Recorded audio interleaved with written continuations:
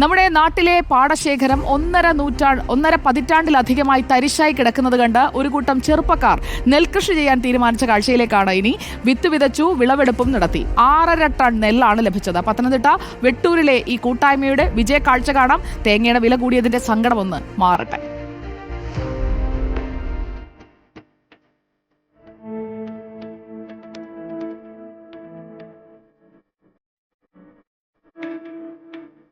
തരിശായി കിടന്ന ഈ വയൽ ഇങ്ങനെ മാറുമെന്ന് പത്തനംതിട്ട വെട്ടൂർ ഗ്രാമനിവാസികൾ സ്വപ്നത്തിൽ പോലും കരുതിയിരുന്നില്ല. നെൽകൃഷി നടത്താനായി 2.5 ഏക്കർ വയൽ വെട്ടൂർ ശ്രീ ആയിരവില്ലൻ ക്ഷേത്രത്തിലെ ശ്രീ ഭൂതത്താൻകാവ് റിലീജിയസ് ട്രസ്റ്റ് വിലയ്ക്ക് വാങ്ങി. ക്ഷേത്രസമിതി ഭാരവാഹികളും നാട്ടുകാരും ഒത്തുചേർന്ന് നെൽകൃഷി ഇറക്കി. ചെറുപ്പക്കാരാണ് കൃഷിക്കായി മുന്നിട്ടിറങ്ങിയത്. 2024 ഒക്ടോബറിൽ വിത്ത് വിതച്ചു. ഇപ്പോൾ കൊയ്ത്തും കഴിഞ്ഞു. കൂട്ടായ്മയുടെ വിജയം, ഒപ്പം പുതുതലമുറയ്ക്ക് ഒരു സന്ദേശം.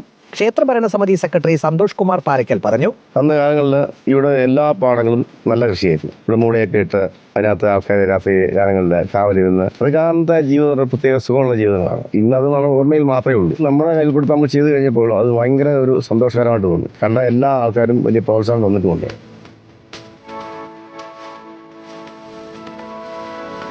2.5 ഏക്കർ പാടത്തിന് പുറമെ ഭൂ ഉടമകളുടെ സമ്മതത്തോടെ മറ്റൊരു 1.5 ഏക്കറിലും നെൽകൃഷി ചെയ്തതായി ക്ഷേത്ര ഭരണസമിതി പ്രസിഡന്റ് ബാബുക്കുട്ടൻ ചാങ്ങയിൽ പറഞ്ഞു.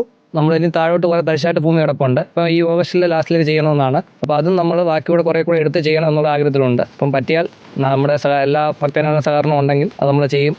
ഇനം വിത്താണ് വിതച്ചത്. കൊയ്ത്ത് യന്ത്രം എത്തിച്ചാണ് വിളവെടുപ്പ് നടത്തിയത്.